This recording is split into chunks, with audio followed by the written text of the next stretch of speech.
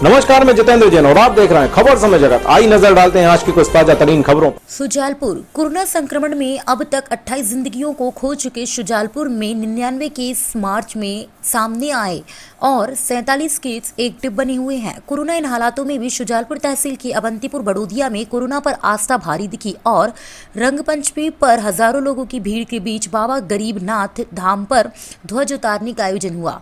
यहाँ 20 फीट गहरे गड्ढे में खड़े सागौन की लकड़ी के 100 फीट ऊंचे स्तंभ को लोग भगवान मानकर पूजते हैं और जिस 20 फीट गहरे गड्ढे में इसे गाड़ा जाता है उसे गड्ढे में डाले गए पान के पत्ते, नमक, नारियल, अगरबत्ती 1 साल बाद भी हर रंग पंचमी पर पूरे सही सलामत निकलते हैं।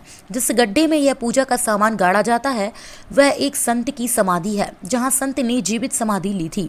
कहा जाता है कि 800 साल पहले झांसी के गोस्वामी परिवार में जन्मे बाबा गरीबनाथ तीर्थ यात्रा पर निकले और नेवज नदी के किनारे बसे शुजालपुर के अवंतीपुर बड़ोदिया इलाके में आकर रहने लगे। यहाँ बाबा ने मां अन्नपूर्णा का मंदिर स्थापित कर लोगों को अपने आध्यात्मिक ज्ञान से भक्ति और जीने की सही राह दिखाई है। बाद में यही जीवित समाधि ले ली।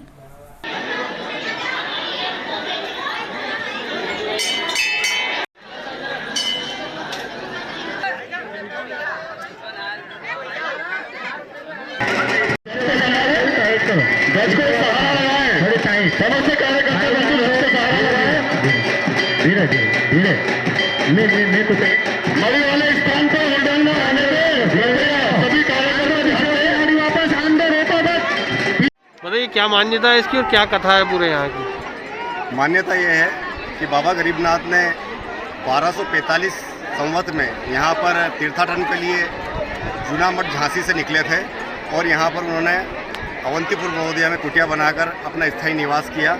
इसके बाद अचानक उन्होंने संवत 1342 में अचानक मन बनाया कि मैं यहाँ पर समाधि लूँगा। इसी तारतम्य में बाबा ने रंग पंचमी दिन यहाँ पर समाधि ली और यहाँ से गांव के तीर्थ यात्रियों को गंगा घाट सौरवजी उत्तर प्रदेश में साक्षात दर्शन दिए गंगा घाट पर। और वहाँ से बाबा को लाने के लिए जो भी यहाँ से तीर्थयात्री गए थे उन्हें लाने के लिए आग्रह किया तो बाबा ने कहा कि मेरा वहाँ का कार्यकाल समाप्त हो चुका है, किंतु मैं आपकी आस्था और श्रद्धा के बल पर सदा वहाँ पर विद्यमान रहूँगा। और एक पत्र छोड़कर गए अंतर्ध्यान डोली से होने के बाद।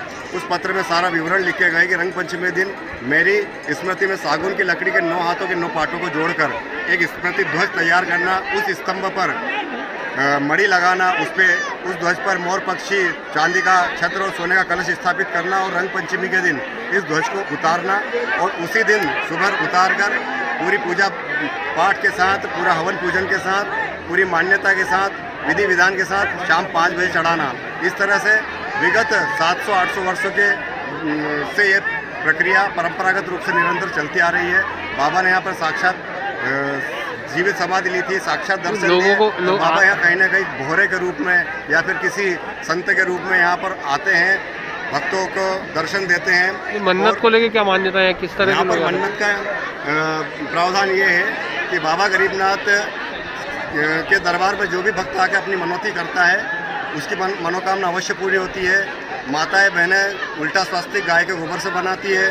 जो भी भक्तजन यहाँ पर मनौती करते हैं, यहाँ पर मान्यता है कि समाधि स्थल के गड्ढे में नमक, पान और नारियल को डाला जाता है, जो अगले वर्ष खुदाई के दौरान यथावत निकलते हैं। ना नारियल सड़ता है, ना नमक गलता है।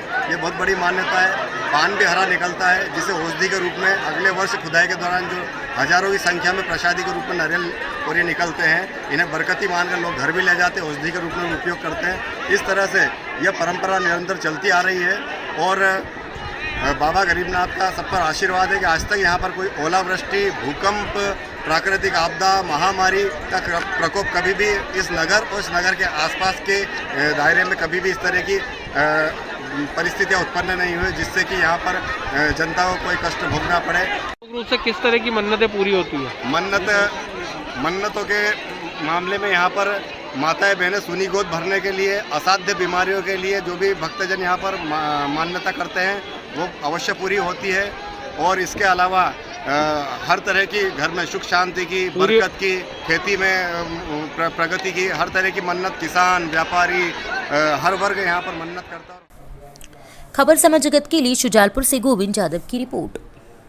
For latest news, subscribe to our channel and press the bell icon.